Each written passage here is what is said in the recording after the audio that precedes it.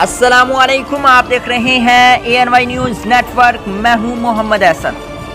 खबर शामिल करते हैं बहावल नगर से। सीनियर डिस्ट्रिक्ट रिपोर्टर मोहम्मद अजीम जोया की रिपोर्ट के मुताबिक मिंचनाबाद में हवा की एक और बेटी को बेआबरू करने के लिए दरिंदा सिफ्त हमसाया की दरिंदगी की कोशिश। सायरा शरीफ दुख्तर मोहम्मद शरीफ, सकना मुस्लिम कॉलोनी, उम्र 17 साल, तालबा जमात नहम बवजह नासाजी तबीयत स्कूल न जा सकी और अपने घर में अकेली थी। हमसायगी में दरिंदा सिफ्त इंसान हुबैब घर में दाखिल हुआ और मुझे अकेली पाकर मेरे मुंह पर हाथ रखकर रिहायशी कमरे में चारपाई पर गिरा दिया और ज़बरदस्ती मेरे साथ जिनसी ज़्यादती करने की कोशिश की। मैंने उसका हाथ मुंह से हटाया और ज़ोर ज़ोर से शोर वावला शुरू कर दिया, जिस पर अहले मोहल्ला इकट्ठे हो गए।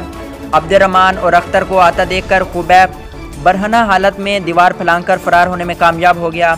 इस अफसोसनाक वाक़े की इत्तला वालिद को दी गई।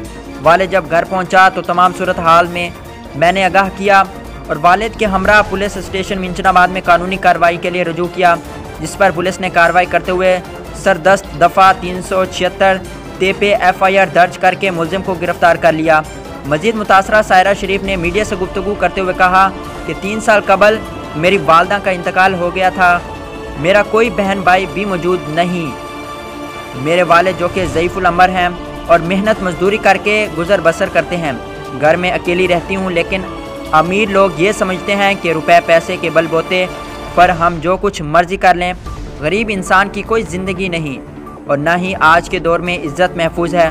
बतौर गरीब तलबा वज़ीर आला पंजाब और IG पंजाब से इंसाफ किए जाने का मुतालबा करती हूँ, ताकि किसी गरीब बाप की बेटी भी इज़्ज़त और आबरू के साथ ज़िंदगी बसर कर सके।